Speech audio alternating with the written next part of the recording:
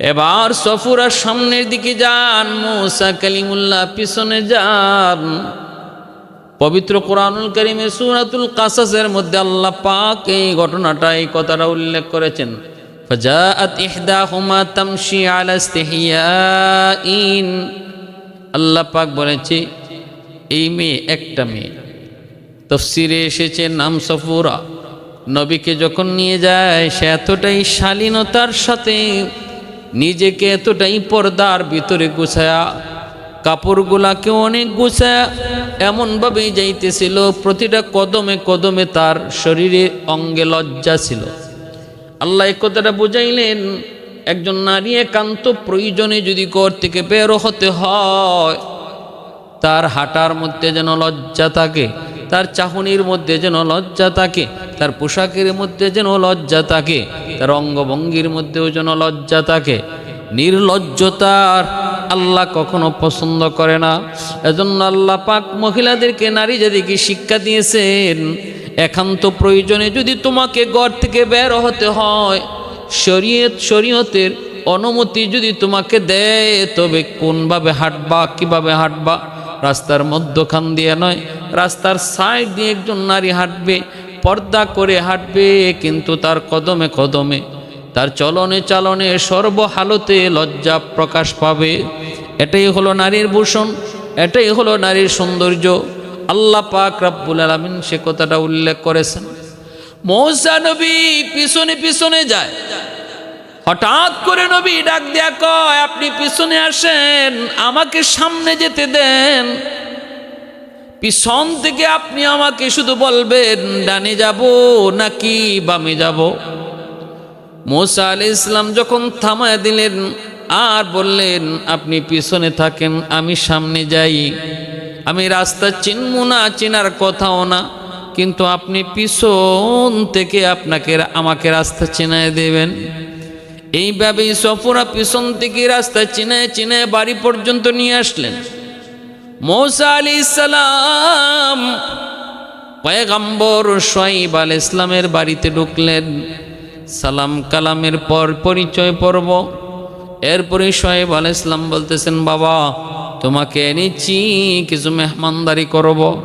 মুসা নবী কয়, আল্লাহর পয়গম্বর। তখনও কিন্তু মুসা আলাইহিস সালাম তিনি আল্লাহর নবী না, নবুয়তি পান নাই। তখনও তিনি আল্লাহর পক্ষ থেকে নবুয়তি পান নাই, কিন্তু নবুয়তি পেয়েছেন, স্বীকৃত নবী হলেন শুআয়ব আলাইহিস সালাম। শুআয়ব আলাইহিস সালাম বলতেছে, বাবা যুবক, মেহমানদারি করো। মুসা নবী বলেন, ওগো আল্লাহর পয়গম্বর, আমার পরিবারের আদর্শ হলো কোনো কাজের বিনিময়ে নেওয়া হয় না। আমি যে আপনার মেয়েদের উপকার করেছি, ওই উপকারের বদলা যদি আপনি দিতে চান, আমি বদলা নিব না। আল্লাহর পয়গম্বর শুআয়ব আলাইহিস সালাম বলেন, বাবা যুবক, বদলার কথা নয়, মেহমানের মেহমানদারি করানো এটা আমারও পারিবারিক আদর্শ। অতএব আমি যে তোমাকে মেহমানদারি করাবো, এটা কোনো বিনিময় নয়, আমার দায়িত্ব মেহমানের কদর করা, এজন্য তোমাকে বলতেছি। যখন এইভাবে কথাটা বুঝায় বললেন, তখন মুসা আলাইহিস সালাম তিনি মেহমানদারি গ্রহণ করলেন। মেহমানদারি গ্রহণ করলেন, কথা এভাবেই কথাবার্তা চলছে। মুসা আলাইহিস সালাম তার জীবনের পুরা কাহিনী তখন শুআয়ব আলাইহিস সালামকে শোনাইতেছেন। শুআয়ব আলাইহিস সালাম জানতে চেয়েছেন, বাবা কোত্থেকে এসেছো? মিশর থেকে এসেছি। কেন? ফেরাউনের সাথে দ্বন্দ্ব, ফেরাউনের ঘরেই আল্লাহ আমাকে লালন পালন করছেন। এরপরে ফেরাউনের সাথে শুরু হলো দুশ্মনী। এরপরে ঘটনা ঘটলো একটা মানুষ হত্যা। আমি কিন্তু ইচ্ছা করে তাকে হত্যা করি নাই, সে আমাকে হত্যা করার নির্দেশ দিল। জান বাঁচানোর জন্য আল্লাহর আদেশে আমি মিশর ছেড়ে এসেছি। আতঙ্কে আছি, ভয় আছি। শুআয়ব আলাইহিস সালাম বলেন, বাবা ভয় নাই, এই জায়গায় মিশরের কোনো রাজত্ব চলে না, ফেরাউনের কোনো রাজত্ব চলে না, কোনো ভয় নাই। এই কথাগুলা দুই বোন শুনল। এরপরে দুই বোন সফুরা, বড় মেয়েটা, সে বাবাকে আন্দরের ভিতরে নিয়ে বলতেছে, বাবা গো, আমাদের কাজের জন্য এই যুবককে রেখে দিলে কেমন হয়? মনে হয় ভালোই হতো, কারণ সে যেমন কবিয়ুন তেমন হলো আমিনুন, সে যেমন শক্তিশালী তেমন হলো বিশ্বস্ত। শোয়েব আলাইহিস সালাম বলেন, মা শক্তিশালী বুঝলাম, 40 জন যুবকের কাম একা করতে পারে, কিন্তু বিশ্বস্ত আমিন শব্দটা কেমনে বলছো, কেমনে কিভাবে বুঝতে পারলা? সফুরা কই, বাবা গো, বিশ্বস্ত বুঝার লক্ষণ হলো আমি যখন আপনার কথা তারে কইয়া ডাকতে গেলাম, আমি তার সামনে ছিলাম, সে পিছনে পিছনে হাঁটতেছিল, কিন্তু সে আমাকে বলতেছে, সফুরা তুমি পিছনে চলে আসো, আমাকে সামনে দাও, আমি আমার চোখের উপর কোনো ভরসা রাখতে পারি না। এতটুকু কথা যে যুবক বলতে পারে, পিছনে আসো আমাকে সামনে দাও, আমি আমার চোখকে বিশ্বাস করি না, এর চেয়ে বড় আমানতদার আর কে হতে পারে? পয়গম্বর শুআয়ব মেয়ের এই কথাটা শোনার পর তিনি বুঝে গেলেন, ঠিকই তো, এই যুবক তো সাধারণ কোনো যুবক নয়, এই যুবক তো কোনো সাধারণ কোনো যুবক নয়। কিসের কাজ? মেয়েকে, ছেলেকে যদি আমি আমার মেয়ের জামাই হিসেবে রেখে দিই তাহলে কেমন হয়? এই কথাটা ভিতরে এনে তিনি সরাসরি বলে ফেললেন, বাবা যুবক, ও বাবা মূসা, আমি যদি আমার একটা মেয়েকে তোমার কাছে বিয়ে দেই, তুমি রাজি নিয়ে একটু কও? মূসা পয়গম্বর, তিনি তো তখনও পয়গম্বর নন, তিনি টকবকে যুবক।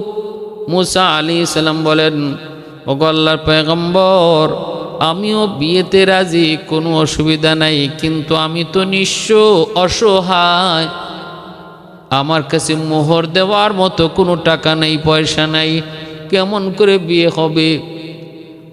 শুআয়ব আলাইহিস সালাম বলেন, মূসা, যদি তুমি আমার মেয়েকে বিবাহ করো তাহলে মোহরানা বাবদ 8 বছর তুমি আমার বাড়িতে কাজ করবা, এটাই তোমার জন্য মোহরানা। দেখো তুমি রাজিনি, আর যদি 10 বছর পুরা করো তাহলে এটা তোমার জন্য আরো ভালো। এই প্রস্তাব দেওয়ার পর মূসা কালিমুল্লাহ তিনি রাজি হয়ে গেলেন। 8 বৎসর, মতান্তরে 10 বৎসর, পর্যায়ক্রমে 10 বৎসর শুআয়ব আলাইহিস সালামের বাড়িতে ঘর জামাইয়ের মতো থাকবেন, এই শর্তে তিনি বিবাহ করলেন। এটাই মোহর সাব্যস্ত হলো। ভাইয়েরা বন্ধুরা, মুহাম্মদী শরীয়ত, আমাদের শরীয়তে কিন্তু এটা এই ধরনের বিবাহ হবে না, এটা কি মোহর সাব্যস্ত করা যাবে না? মুহাম্মদী শরীয়তে অন্তত 10 দিরহাম মোহর, সর্বনিম্ন 10 দিরহাম মোহর থাকতে হবে, সর্বনিম্ন। মিনিমাম 3 থেকে 4 হাজার টাকা, এটা সর্বনিম্ন মোহরের পরিমাণ, এটা দেওয়াই লাগবে। ঘরে 7 বছর 8 বছর চাকরি করার নিয়তে বিয়া করা, এটা শরীয়তে উম্মতে মুহাম্মদীর মধ্যে এই সিস্টেম নাই।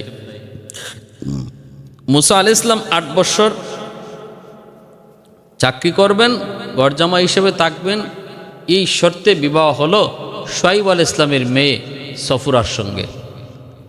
বনি ইসরাইলের বহুত বড় পয়গম্বর হযরত মূসা কালিমুল্লাহ, পবিত্র কোরআনুল কারীমের ভিতরে সবচেয়ে বেশি যেই নবীর নাম এসেছে তিনি আর কেউ নন, তিনি মূসা কালিমুল্লাহ, আল্লাহর পয়গম্বর। মূসা ফেরাউনের সাথে দ্বন্দ্ব, লম্বা ইতিহাস। যে জিনিসটা আমার বোঝানো উদ্দেশ্য, ফেরাউনের বংশের নাম হলো কিপ্তি বংশ, মূসা নবীর বংশের নাম বনি ইসরাইল। এই কিপ্তি আর বনি ইসরাইলের 2 জন মানুষ ঝগড়ায় লিপ্ত হয়েছে। মূসা কালিমুল্লাহ তিনি পাশ দিয়ে যাচ্ছেন, বনি ইসরাইলের লোক মূসা কালিমুল্লাহকে দেইকা ডাক দিল, ও মূসা, এই লোকটা আমার সাথে অযথা ঝগড়া করে। মূসা কালিমুল্লাহ তিনি পাশে গেলেন, যায় লোকটার একটা ধমক দিলেন, আর এই কথাটা বললেন, অযথা কেন গোষ্ঠীর বাহাদুরি দেখাও? ফেরাউনের বংশের মানুষ হওয়ার কারণে তোমার গায়ে অহংকার। দুর্বলের উপর অহংকার দেখানো বাহাদুরি নয়। কেন তুমি দুর্বলের উপর অহংকার দেখাও, শক্তি দেখাও, ক্ষমতা দেখাও? এই বলে তিনি বলতেছেন, যাও, ঝগড়া করা ভালো না। আস্তে করে হাত দিয়ে তারে আঘাত করলেন, মেরে ফেলার জন্য নয়, কষ্ট দেওয়ার জন্য নয়। স্বাভাবিকভাবে আমরা দুইজন মানুষ ঝগড়া করে দেখলে পরে যেমন করে অল্প কিছু আঘাত করে দুইটা বাচ্চাকে সরায় দেওয়া হয়, উদ্দেশ্য বাচ্চাগুলাকে মেরে ফেলা নয়। ঠিক তেমনিভাবে মুসা কালিমুল্লাহ তিনি লোকটারে আস্তে করে হাতটা উঠে বললেন, যাও মিয়া, ঝগড়া করা ভালো না। এই যে যাও মিয়া কইছেন আর হাতটা উঠাইছেন, আস্তে করে হাতটা লাগছে, লোকটা মারাই গেছে। পবিত্র কোরআনুল কারীমের মধ্যে আল্লাহ পরিষ্কার বলছে যে হের কেল্লা ফতে হ্যাঁ এখানেই শেষ। এই লোকটা দেখছে, মুসা নবীর বংশের এই লোকটা দেখছে যে মুসা নবীর হাতের আঘাতে বনি ইসরাইল এই ফেরাউনের কিপ্তি বংশের লোকটা মারা গেছে। আর কেউ দেখে নাই, দেখছে শুধু ওই লোকটা, যে লোকটার পক্ষে মুসা নবী আইয়া তারে আস্তে করে আঘাত করছেন। পরিশেষে এই লোকটাই কিন্তু মুসা নবীর এই হত্যার বিষয়টা আবার জানাইও দিছে। তাইলে বনি ইসরাইলের এই মানুষগুলা, এদের ভিতরে এই ধরনের গাদ্দারি মনোভাব, এটা আজকের থেকে নতুন না, এটা পুরানোই, বহু আগে। যার উপকার করতে নবী আসলেন, সেওই আবার নবীরে বিপদে ফেলাইছে। ফেরাউনের কাছে এই আওয়াজ, এই কথা যখন যে পড়ছে যে এই লোকটার হত্যা করেছেন মুসা নবী, তখন ফেরাউন মুসা নবীকে ধরার জন্য লোকজন পাঠাইয়া দিছে। চতুর্দিকে লোকজন ছড়ায় গেছে, মুসা নবীকে ধরে ফেলবে, ধরে হত্যার বিচার করবে। আল্লাহর পয়গম্বর মুসা কালিমুল্লাহর কাছে খবর আসলো। এই খবর পৌঁছা মাত্রই নবী মিশর থেকে বের হয়ে যাওয়ার সিদ্ধান্ত নিলেন। রাতের আধারে তিনি বের হয়ে যাচ্ছেন। চলতে চলতে বড় ক্লান্ত, মিশরের সীমানা পার হয়ে তিনি সিরিয়ার সীমানায় ঢুকে পড়লেন। ক্লান্ত শরীরে তিনি একটা গাছের নিচে বিশ্রাম নিচ্ছেন, আর মনে মনে ভাবতেছেন যে এলাকায় আসলাম, এই এলাকাও কি ফেরাউনের রাজত্বের ভিতরে না বাহিরে? যদি তার রাজত্বের ভিতরের অংশই হয় তাহলে এই জায়গাও নিরাপদ নয়, আর যদি তার রাজত্বের ভিতরে না হয় তাহলে তো নিরাপদ। গাছের নিচে ক্লান্ত শরীরে নবী তিনি ঘুমায় পড়ছেন। একটু চোখ খোলার পর তাকায়া দেখেন একটা কুয়া। এই কুয়ার কিনারায় অনেকগুলি মানুষ, তারা তাদের যার যার উট নিয়ে পানি পান করায়। মূসা নবী আস্তে করে তাদের কাছে গেলেন। অসংখ্য অগণিত লোক যার যার উটকে পানি পান করাইতেছে সিরিয়াল অনুযায়ী। কিন্তু নবী তাকায় দেখেন কিছু দূরে দুইজন যুবতী মেয়ে, তারা তাদের উট নিয়ে পাশে দাঁড়িয়ে আছে। উট নিয়ে পাশে দুইজন যুবতী নারী, তারা কিছু দূরে দাঁড়িয়ে আছে নিজেদের উট নিয়া। তিনি আস্তে করে তাদের কাছাকাছি গেলেন, যায় বলেন, এতগুলি মানুষের ভিতরে, পুরুষের ভিতরে আপনারা দুইজন যুবতী উট নিয়া কেন দাঁড়িয়ে আছেন? আপনারা কি চান? কেন এখানে এসেছেন?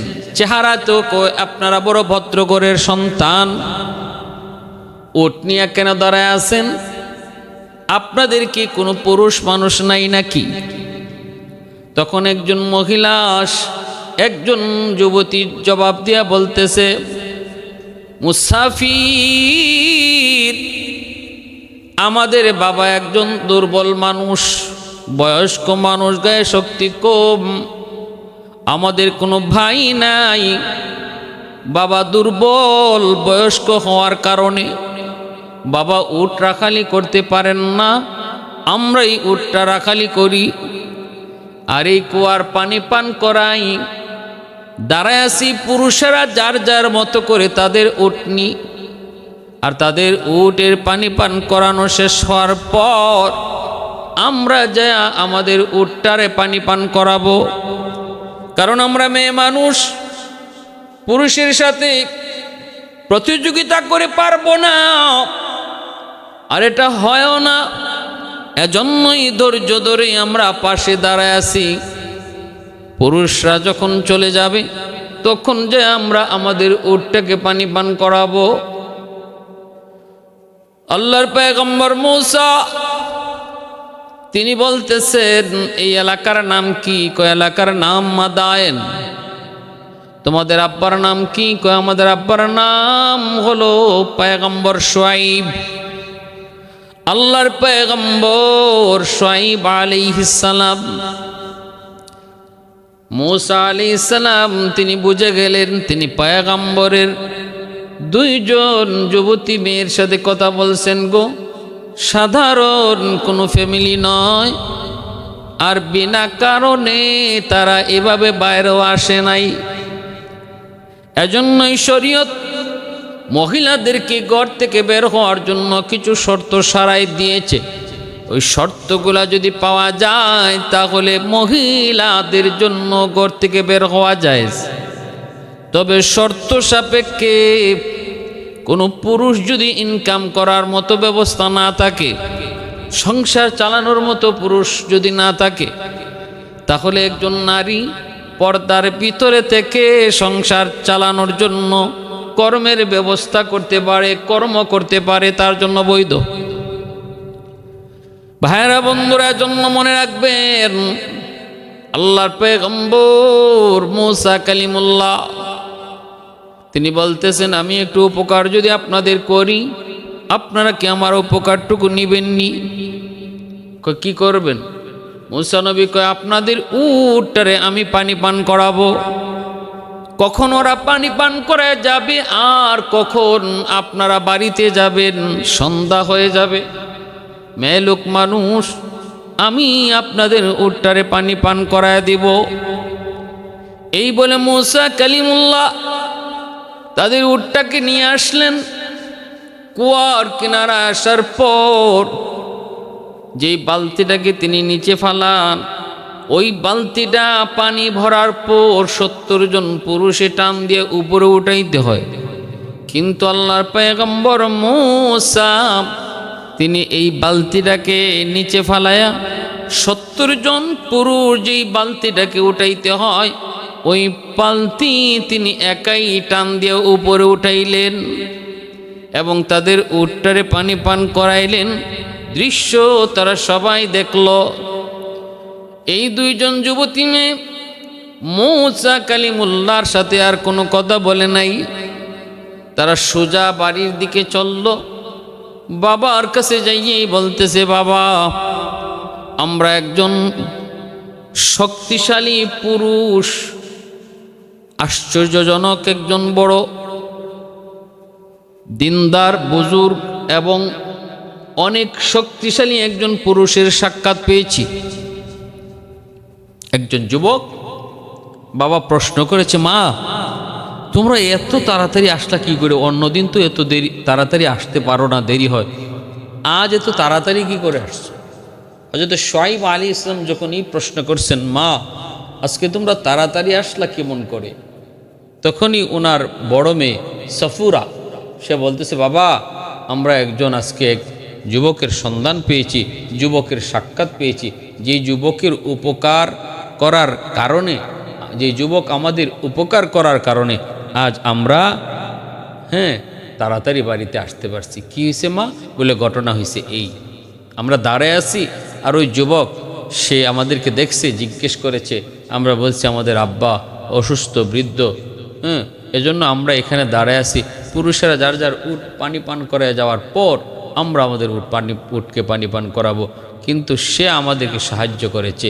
বাবা আমরা দেখেছি তার গায়ের শক্তি, 40 জন পুরুষ যেটা তুলতে পারে না বালতি, সে একাই সেটা উঠাইছে। হযরত শুআয়ব আলাইহিস সালামের কাছ থেকে এই কথাগুলো শুনলেন। এরপরে তিনি বলতেছেন, মা যাও যুবককে যে আমার পক্ষ থেকে আমন্ত্রণ করো। কথা শোনা মাত্রই সফুরা তিনি তাড়াতাড়ি করে মূসা নবীর সন্ধানে তিনি জায়গায় পৌঁছে গেলেন। আল্লাহর পয়গম্বর মূসা তিনি ওই জায়গায় আবারও তিনি বিশ্রাম নিচ্ছেন গাছের নিচে। সফুরা সেই সালাম দিয়া বলতেছে, মুসাফির, আমার আব্বা আপনাকে তালাশ করেছেন, আপনাকে নিয়ে যেতে বলেছেন। মনে হয় আপনি যে আমাদের উপকার করেছেন কোনো বিনিময় দিতে চান। মূসা আলাইহিস সালাম অবাক হয়ে গেলেন, কারণ তিনি কারো কাছ থেকে কখনো কাজের বিনিময় নেন না, বিনিময় নিতে চান না, বিনিময় নেওয়া পছন্দ করেন না। মূসা আলাইহিস সালাম থমকে গেলেন, কিন্তু নাও করতে পারেন না, কারণ ডাক দিয়েছেন কে? তিনি একজন বহুত বড় পয়গম্বর, নাম হলো শুআয়ব আলাইহিস সালাম। অতএব শুআয়ব আলাইহিস সালামের সঙ্গে সাক্ষাৎ করার নিয়তে মূসা নবী বলতেছেন, চলেন, আমাকে নিয়ে চলেন। এবার সফুরা সামনের দিকে যান, মূসা কালিমুল্লাহ পিছনে যান। পবিত্র কোরআনুল কারীমে সূরাতুল কাসাসের মধ্যে আল্লাহ পাক এই ঘটনাটা, এই কথাটা উল্লেখ করেছেন। ফাজাআত ইহদাহুমা তামশি আলা ইস্তিহিয়াইন। আল্লাহ পাক বলেছে এই মেয়ে, একটা মেয়ে, তাফসীরে এসেছে নাম সফুরা। নবীকে যখন নিয়ে যায় সে এতটাই শালীনতার সাথে নিজেকে এতটাই পর্দার ভিতরে গুছায়া, কাপড়গুলাকে অনেক গুছায়া এমনভাবেই যাইতেছিল, প্রতিটা কদমে কদমে তার শরীরে অঙ্গে লজ্জা ছিল। আল্লাহ এই কথাটা বুঝাইলেন, একজন নারী একান্ত প্রয়োজনে যদি ঘর থেকে বের হতে হয়, তার হাঁটার মধ্যে যেন লজ্জা থাকে, তার চাহনির মধ্যে যেন লজ্জা থাকে, তার পোশাকের মধ্যে যেন লজ্জা থাকে, তার অঙ্গভঙ্গির মধ্যেও যেন লজ্জা থাকে। নির্লজ্জতার আল্লাহ কখনো পছন্দ করে না। এজন্য আল্লাহ পাক মহিলাদেরকে, নারী জাতিকে শিক্ষা দিয়েছেন, একান্ত প্রয়োজনে যদি তোমাকে ঘর থেকে বের হতে হয়, শরীয়তের অনুমতি যদি তোমাকে দেয়, তবে কোনভাবে হাঁটবা, কিভাবে হাঁটবা, রাস্তার মধ্যখান দিয়ে নয়, রাস্তার সাইড দিয়ে একজন নারী হাঁটবে, পর্দা করে হাঁটবে, কিন্তু তার কদমে কদমে, তার চলনে চালনে সর্বহালতে লজ্জা প্রকাশ পাবে। এটাই হলো নারীর ভূষণ, এটাই হলো নারীর সৌন্দর্য। আল্লাহ পাক রব্বুল আলামিন সে কথাটা উল্লেখ করেছেন। মূসা নবী পিছনে পিছনে যায়। হঠাৎ করে নবী ডাক দেয়া কয়, আপনি পিছনে আসেন, আমাকে সামনে যেতে দেন। পিছন থেকে আপনি আমাকে শুধু বলবেন ডানে যাব নাকি বামে যাব। মূসা আলাইহিস সালাম যখন থামায় দিলেন আর বললেন, আপনি পিছনে থাকেন, আমি সামনে যাই। আমি রাস্তা চিনব না, চেনার কথাও না, কিন্তু আপনি পিছন থেকে আমাকে রাস্তা চিনায় দেবেন। এইভাবেই সফুরা পিছন থেকে রাস্তা চিনায় চিনায় বাড়ি পর্যন্ত নিয়ে আসলেন। মূসা আলাইহিস সালাম পয়গম্বর শুআয়ব আলাইহিস সালামের বাড়িতে ঢুকলেন। সালাম কালামের পর পরিচয় পর্ব। এরপরে শুআয়ব আলাইহিস সালাম বলতেছেন, বাবা তোমাকে এনেছি, কিছু মেহমানদারি করব। মূসা নবী কয়, আল্লাহর পয়গম্বর। তখনও কিন্তু মূসা আলাইহিস সালাম তিনি আল্লাহর নবী না, নবুয়তি পান নাই। তখনও তিনি আল্লাহর পক্ষ থেকে নবুয়তি পান নাই, কিন্তু নবুয়তি পেয়েছেন, স্বীকৃত নবী হলেন শুআয়ব আলাইহিস সালাম। শুআয়ব আলাইহিস সালাম বলতেছে, বাবা যুবক, মেহমানদারি করো। মূসা নবী বলেন, ওগো আল্লাহর পয়গম্বর, আমার পরিবারের আদর্শ হলো কোনো কাজের বিনিময়ে নেওয়া হয় না। আমি যে আপনার মেয়েদের উপকার করেছি, ওই উপকারের বদলা যদি আপনি দিতে চান, আমি বদলা নিব না। আল্লাহর পয়গম্বর শুআয়ব আলাইহিস সালাম বলেন, বাবা যুবক, বদলার কথা নয়, মেহমানের মেহমানদারি করানো এটা আমারও পারিবারিক আদর্শ। অতএব আমি যে তোমাকে মেহমানদারি করাবো এটা কোনো বিনিময় নয়, আমার দায়িত্ব মেহমানের কদর করা, এজন্য তোমাকে বলতেছি। যখন এইভাবে কথাটা বুঝায় বললেন, তখন মূসা আলাইহিস সালাম তিনি মেহমানদারি গ্রহণ করলেন। মেহমানদারি গ্রহণ করলেন, কথা এভাবেই কথাবার্তা চলছে। মূসা আলাইহিস সালাম তার জীবনের পুরা কাহিনী তখন শুআয়ব আলাইহিস সালামকে শোনাইতেছেন। শুআয়ব আলাইহিস সালাম জানতে চেয়েছেন, বাবা কোত্থেকে এসেছো? মিশর থেকে এসেছি। কেন? ফেরাউনের সাথে দ্বন্দ্ব, ফেরাউনের ঘরেই আল্লাহ আমাকে লালন পালন করছেন। এরপরে ফেরাউনের সাথে শুরু হলো দুশ্মনী, এরপরে ঘটনা ঘটলো একটা মানুষ হত্যা। আমি কিন্তু ইচ্ছা করে তাকে হত্যা করি নাই, সে আমাকে হত্যা করার নির্দেশ দিল। জান বাঁচানোর জন্য আল্লাহর আদেশে আমি মিশর ছেড়ে এসেছি। আতঙ্কে আছি, ভয়ে আছি। শুআয়ব আলাইহিস সালাম বলেন, বাবা ভয় নাই, এই জায়গায় মিশরের কোনো রাজত্ব চলে না, ফেরাউনের কোনো রাজত্ব চলে না, কোনো ভয় নাই। এই কথাগুলা দুই বোন শুনল। এরপরে দুনো বোন সফুরা, বড় মেয়েটা, সে বাবাকে আন্দরের ভিতরে নিয়ে বলতেছে, বাবা গো, আমাদের কাজের জন্য এই যুবককে রেখে দিলে কেমন হয়? মনে হয় ভালোই হতো, কারণ সে যেমন কবিয়ুন তেমন হলো আমিনুন, সে যেমন শক্তিশালী তেমন হলো বিশ্বস্ত। শুআয়ব আলাইহিস সালাম বলেন, মা শক্তিশালী বুঝলাম, 40 জন যুবকের কাম একা করতে পারে, কিন্তু বিশ্বস্ত, আমিন শব্দটা কেমনে বলছো, কেমনে কিভাবে বুঝতে পারলা? সফুরা কই, বাবা গো, বিশ্বস্ত বুঝার লক্ষণ হলো, আমি যখন আপনার কথা তারে কইয়া ডাকতে গেলাম, আমি তার সামনে ছিলাম, সে পিছনে পিছনে হাঁটতেছিল, কিন্তু সে আমাকে বলতেছে, সফুরা তুমি পিছনে চলে আসো, আমাকে সামনে দাও, আমি আমার চোখের উপর কোনো ভরসা রাখতে পারি না।